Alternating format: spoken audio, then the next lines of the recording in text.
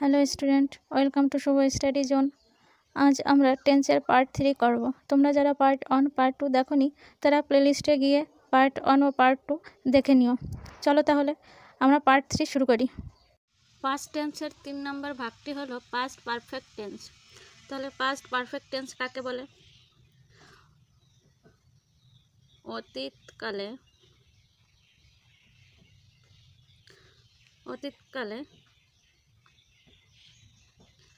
দুটি কাজের মধ্যে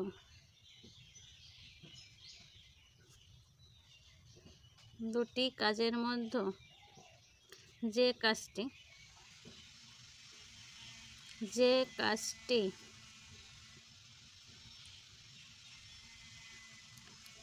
আগে অতীতকালে দুটি কাজের মধ্যে যে কাজটি আগে শেষ হয়েছে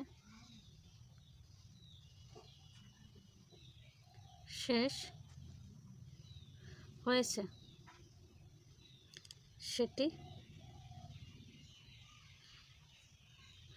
হবে পাস্ট পারফেক্ট টেন্স বা এটি হবে পাস্ট ইনডেফিনাইট টেন্স। ঠিক আছে, তাহলে অতীতে দুটি কাজের মধ্যে যে কাজটি আগে শেষ হয়েছে সেটি হবে পাস্ট পারফেক্ট এবং যেটি বাকি থাকবে সেটি হবে পাস্ট ইনডেফিনাইট টেন্স। ঠিক আছে, অতীতে দুটো কাজ হতেই হবে। ঠিক আছে, অতীতে দুটো কাজ হবে, যে কাজটি আগে হবে সেটা হয়ে যাবে পাস্ট পারফেক্ট। ঠিক আছে, এবার আমরা গঠন দেখি। গঠন কি? প্রথমে সাবজেক্ট, তারপর had V3 plus object plus extra যদি থাকে। ঠিক আছে, তাহলে গঠন কী হবে? প্রথমে সাবজেক্ট হবে, তারপরে হ্যাড হবে, তারপরে V3 হবে। V3 মানে হচ্ছে পাস্ট পার্টিসিপাল, ভার্বের 3 নম্বর রূপ। অবজেক্ট হবে, তারপরে এক্সট্রা হবে। ঠিক আছে, এবার দেখো একটা উদাহরণ দিয়ে আমরা বুঝি। উদাহরণ যদি বলি, সে আসার পূর্বে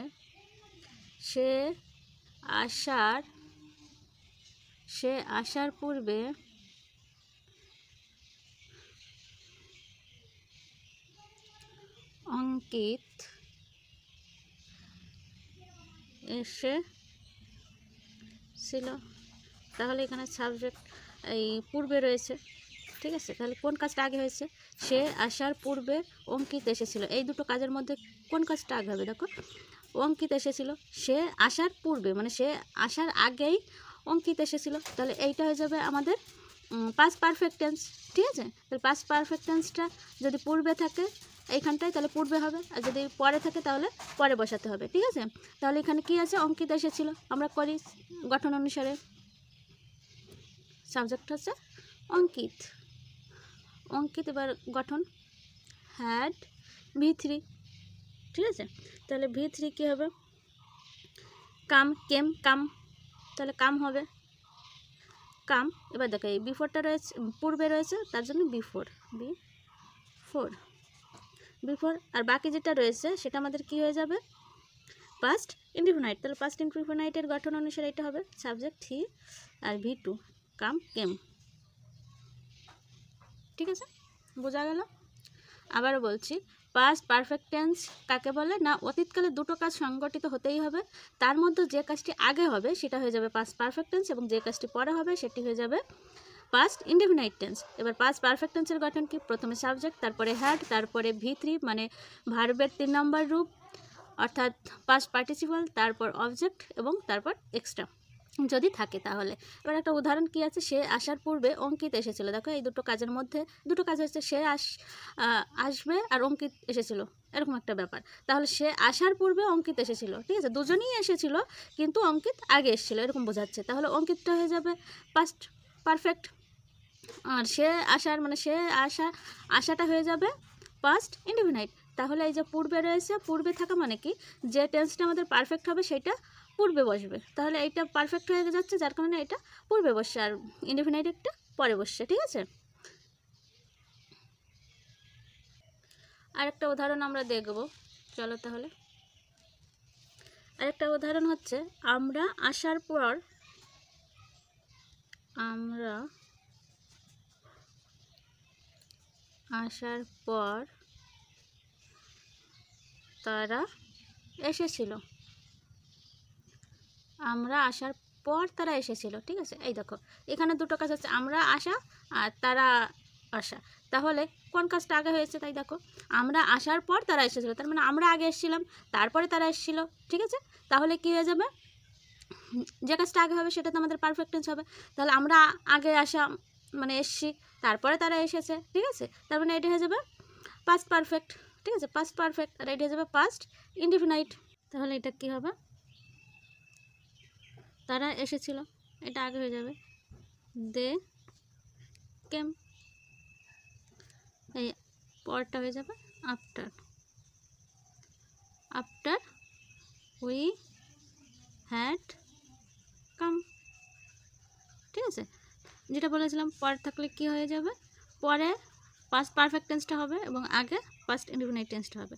তাই পরে আমরা পাস্ট পারফেক্ট টেন্সটা বসিয়েছি। ঠিক আছে, আশা করি সবাই বুঝতে পেরেছো। যদি বুঝতে না পেরে থাকো তাহলে কমেন্টে জানিও। ঠিক আছে, একটা জিনিস মনে রাখবে সব সময়, পাস্ট পারফেক্ট টেন্স করতে গেলে এই জিনিসটা সবসময় আমাদের মনে রাখতে হবে, কি, যদি বিফোর থাকে। ঠিক আছে, যদি বিফোর থাকে তাহলে কি হবে, পাস্ট পারফেক্ট টেন্সটা, পাস্ট পারফেক্ট টেন্সটি পূর্বে বসবে, পূর্বে বসবে, এবং পাস্ট ইনডেফিনাইট টেন্সটি পরে বসবে। এটা আমাদের সবসময় মাথায় রাখতে হবে। ঠিক আছে, যে যদি পূর্বে থাকে তাহলে পাস্ট পারফেক্ট টেন্সটি পূর্বে বসবে, আর যদি পরে থাকে তাহলে পাস্ট পারফেক্ট টেন্সটি পরে বসবে। প্রথমে আমাদের কোন কাজটা আগে হয়েছে সেটা খুঁজে বের করতে হবে, তারপর সেটা ওই পূর্বে আফটার এইসব অনুসারে বসবে। ঠিক আছে, চলো পাস্ট টেন্সের 4 নম্বর রূপটি, 4 নম্বর ভাগটি পাস্ট পারফেক্ট কন্টিনিউয়াস সম্পর্কে আমরা বিস্তারিত জেনে নিই। পাস্ট পারফেক্ট কন্টিনিউয়াস টেন্স কাকে বলে? না, অতীত কালে দুটি কাজের মধ্যে যে কাজটি হইতেছিল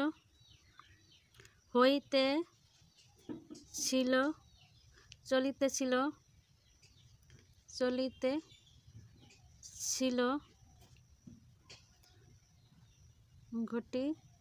ঘটিতেছিল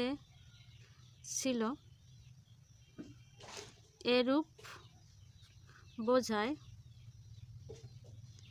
তাহলে সেই টেন্সটিকে পাস্ট পারফেক্ট কন্টিনিউয়াস বলে, এবং বাকি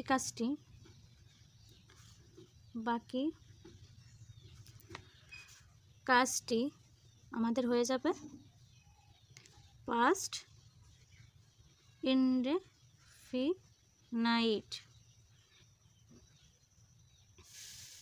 হবে। ঠিক আছে, তাহলে কি হলো, পাস্ট পারফেক্ট কন্টিনিউয়াস টেন্স হচ্ছে অতীতকালে দুটো কাজ হবে কিন্তু একটা কাজ চলতে থাকবে, ঠিক আছে?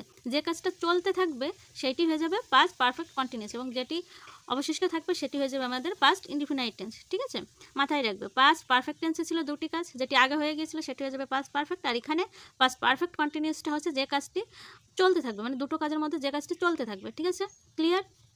চলো তাহলে আমরা এবার গঠনটা জেনে নিই। গঠনে কি আছে চলো এখন আমরা গঠন সম্পর্কে জেনে নিই। গঠনটি হচ্ছে প্রথমে সাবজেক্ট, তারপর হ্যাড বিন প্লাস ভার্বের সাথে আইএনজি যোগ প্লাস অবজেক্ট প্লাস এক্সট্রা, ঠিক আছে? তাহলে গঠনটি হচ্ছে subject plus had been plus have এর সাথে আইএনজি যোগ প্লাস অবজেক্ট প্লাস এক্সট্রা। উদাহরণ কি? উদাহরণ হচ্ছে ধরো শিক্ষক আসিবার পূর্বে আমরা 2 ঘন্টা ধরে পড়িতেছিলাম, তাহলে লিখে নিই আমরা শিক্ষক আসিবার পূর্বে আমরা 2 ঘন্টা যাবত, বা ধরিয়া, ঠিক আছে, যাই বলো, যাবত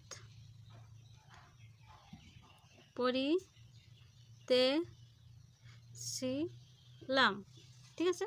দেখো শিক্ষক আসা একটা কাজ আর আমাদের পড়া একটা কাজ। এখন শিক্ষক আসিবার পূর্বে আমরা 2 ঘন্টা যাবত পড়িতেছিলাম, তাহলে কোন কাজটা আগে করছিলাম বা কোন কাজটা চলছিল? না, 2 ঘন্টা যাবত পড়িতেছিলাম, ঠিক আছে? তাহলে কন্টিনিউয়াস কোনটা হচ্ছে? পড়িতেছিলাম, মানে চলমান ছিল, ঠিক আছে? তাহলে আমাদের হয়ে যাবে আমরা 2 ঘন্টা যাবত পড়িতেছিলাম, এটা হয়ে যাবে আমাদের পাস্ট পারফেক্ট কন্টিনিউয়াস টেন্স, ঠিক আছে? আর বাকিটা হয়ে যাবে পাস্ট ইনডিফিনাইট টেন্স, ঠিক আছে? তাহলে চলো করে নিই আমরা এটা।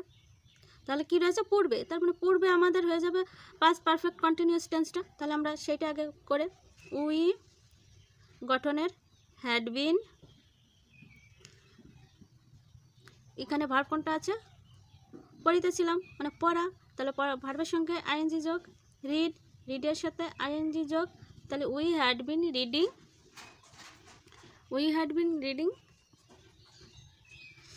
এটা কি আছে?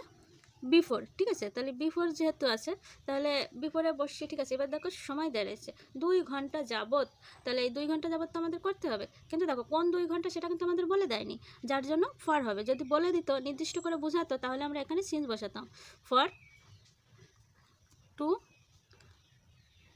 আওয়ার্স। এবার হচ্ছে এই পূর্বেটা রয়েছে, তো পূর্বের জন্য কি হয়ে যাবে? Before teacher came. তোমরা সবাই বুঝতে পারছো তো?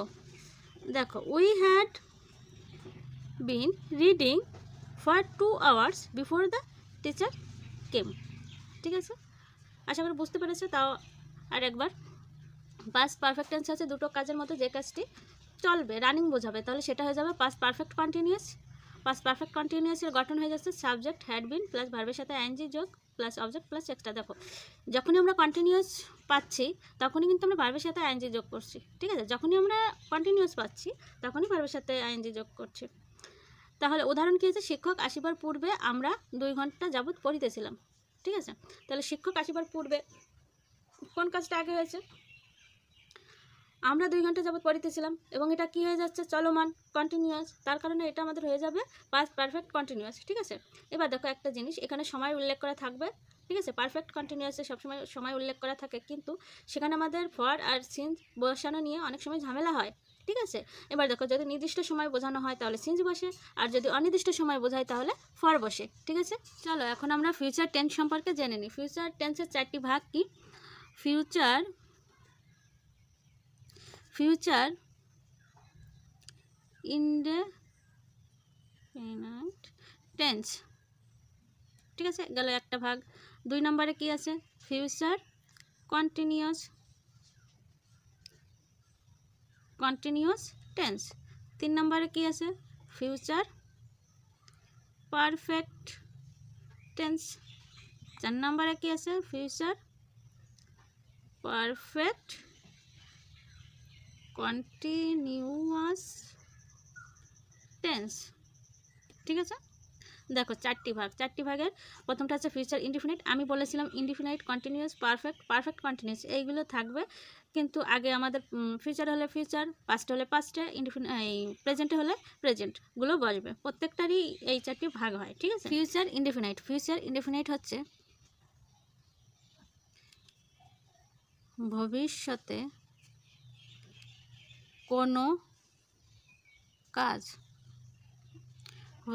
কোনো কাজ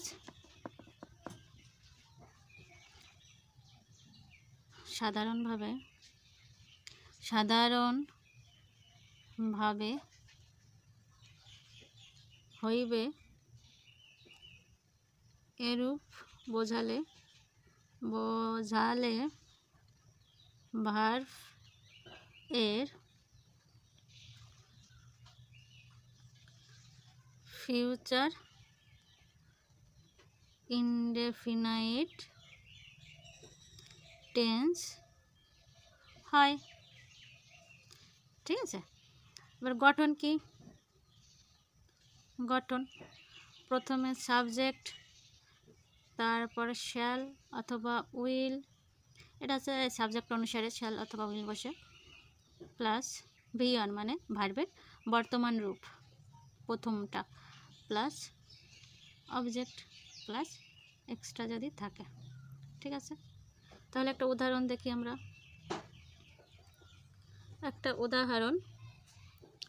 আমরা বলতে পারি আমরা বিদ্যালয়ে যাইব। আমরা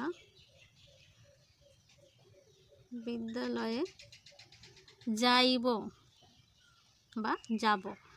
দেখো আমরা বিদ্যালয়ে যাইব, তাহলে কী হবে? সাবজেক্ট উই, তারপরে গঠনের শ্যাল বা উইল পরে শ্যাল বসে, we shall, verb go, extra আছে টু স্কুল, ঠিক আছে। তাহলে we shall go to school.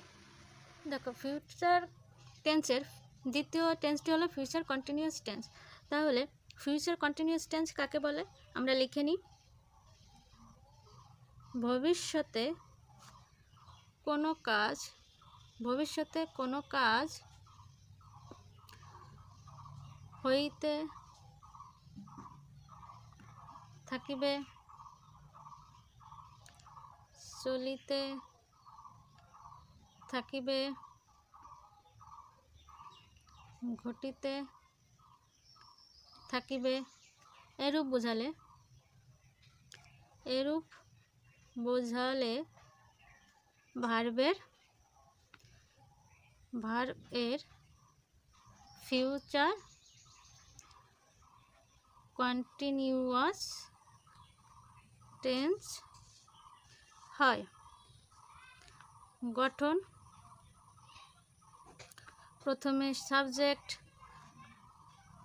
তারপর শ্যাল বি অথবা উইল বি, ভার্বের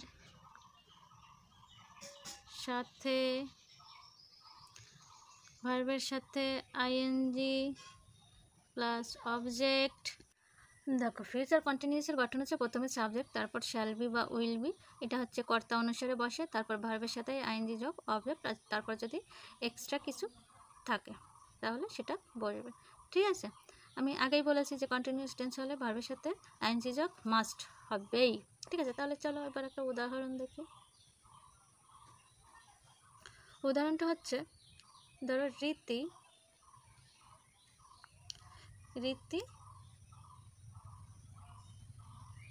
ইংরেজি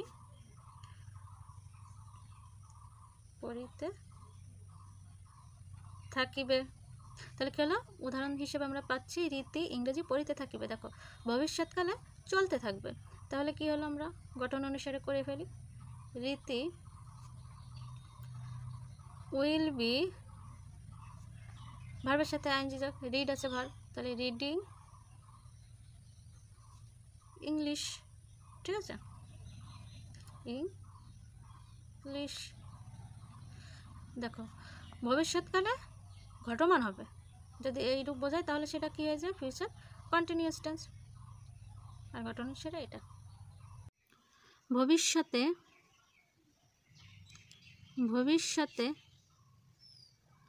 দুটি কাজের মধ্যে কাজের মধ্যে যে কাজটি আগে হইবে সেই কাজটি আমাদের হয়ে যাবে, কাজটি হইবে ফিউচার পারফেক্ট টেন্স। বাকিটি হয়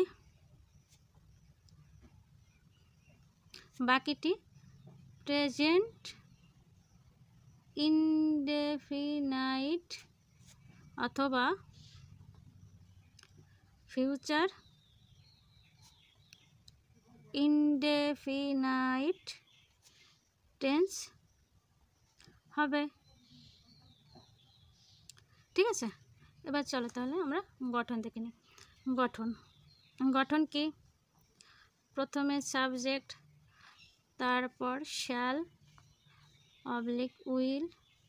তাহলে গঠন হচ্ছে subject shall will plus V3 plus object, আর যদি এক্সট্রা থাকে কিছু সে এক্সট্রা। ঠিক আছে, তাহলে এবার একটা উদাহরণ দেখি।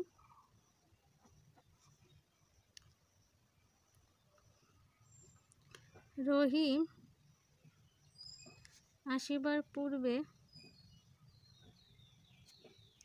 রাম আসিবে।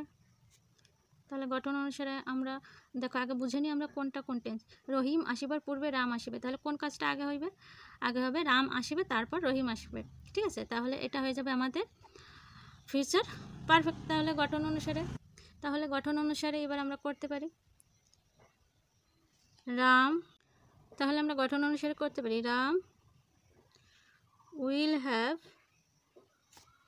আশা হচ্ছে come. Ram will have come before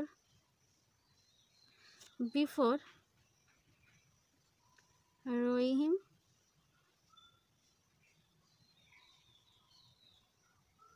comes. ঠিক আছে, তাহলে এটা হয়তো এটা আমরা কি করেছি, আমরা এটা এইটুকু করেছি প্রেজেন্ট ইনডিফিনাইট টেন্সে। ঠিক আছে, আমরা এইটুকু ফিউচার ইনডিফিনাইট টেন্সেও করতে পারতাম। তাহলে কি হলো, রহিম আসিবার পূর্বে রাম আসিবে। দেখো এখানে কাজটি হচ্ছে রহিম আসবে আর রাম আসবে, তাহলে রহিম আগে আসবে রাম পরে আসবে, তার জন্য রাম আসিবে এটা বিফোর রয়েছে, যেহেতু মানে পূর্বে রয়েছে, তার মানে পূর্বে বসিবে ফিউচার পারফেক্ট টেন্সটি, তার জন্য আমরা পূর্বে বসিয়েছি। দেখো Ram will have come before Rahim comes, তার মানে আমাদের এই টেন্সটা বলতে আমরা কি বুঝছি, যে ভবিষ্যতে দুটো কাজ হবে, দুটো কাজের মধ্যে যে কাজটি আগে হবে সেটিও আমাদের হয়ে যাবে ফিউচার পারফেক্ট টেন্স, আর যে কাজটি পরে হবে সেটি হয় আমাদের প্রেজেন্ট ইনডিফিনাইট টেন্সে করতে হবে অথবা ফিউচার ইনডিফিনাইট টেন্সে করতে হবে। আশা করি বোঝা গেছে, তাই তো? চলো তাহলে নেক্সট।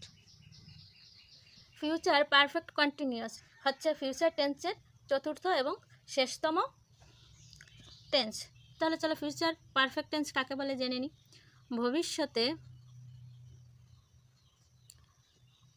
দুটি কাজের মধ্যে যে কাজটি চলিতে থাকিবে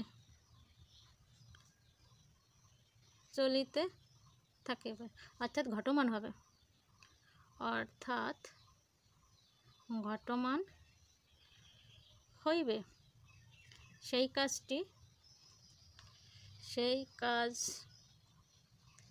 কাজটিকে ফিউচার পারফেক্ট কন্টিনিউয়াস টেন্স বলে। বাকিটি প্রেজেন্ট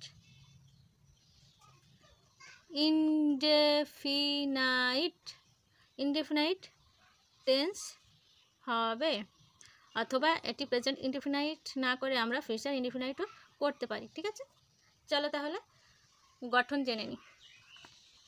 গঠন সাবজেক্ট প্লাস শ্যাল হ্যাভ অথবা will have plus been plus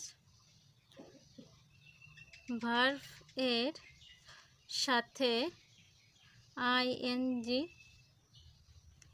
যোগ প্লাস অবজেক্ট প্লাস এক্সট্রা।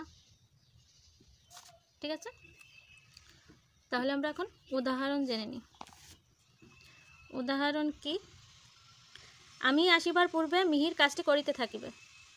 আমি আসিবার পূর্বে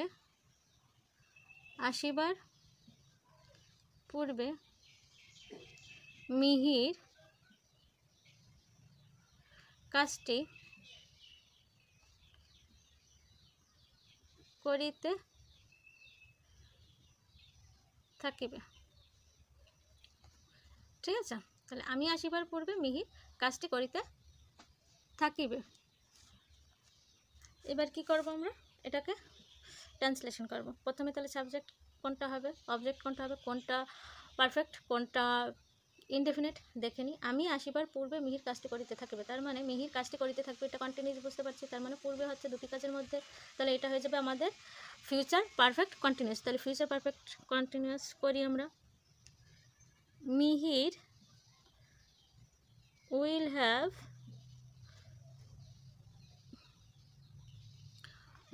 will have been doing the work before I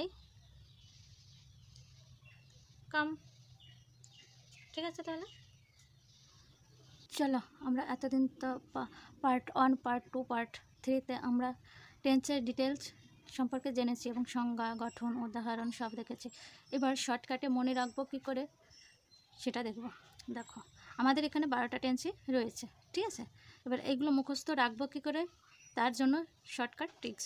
এবার দেখো টেন্স, ঠিক আছে, টেন্সের 3টে ভাগ, কি? Present, past, future. এবার প্রত্যেকটার আবার ভাগ রয়েছে কি কি? Indefinite, continuous, perfect, perfect continuous. ঠিক আছে, এবার দেখো এই প্রেজেন্ট টেন্সের ইনডিফিনিটের গঠন এটা, প্রেজেন্ট টেন্সের কন্টিনিউয়াসের গঠন এটা, মানে প্রেজেন্ট টেন্সের যে ভাগগুলো রয়েছে সেই ভাগগুলোর গঠনগুলো এটা।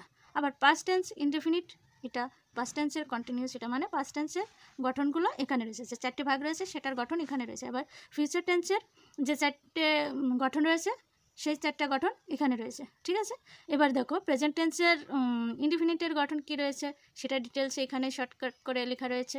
আবার দেখো কন্টিনিউয়াসে এটা দেখো এখানেও আইএনজি যোগ রয়েছে, এখানেও আইএনজি যোগ রয়েছে, এখানেও আইএনজি যোগ রয়েছে।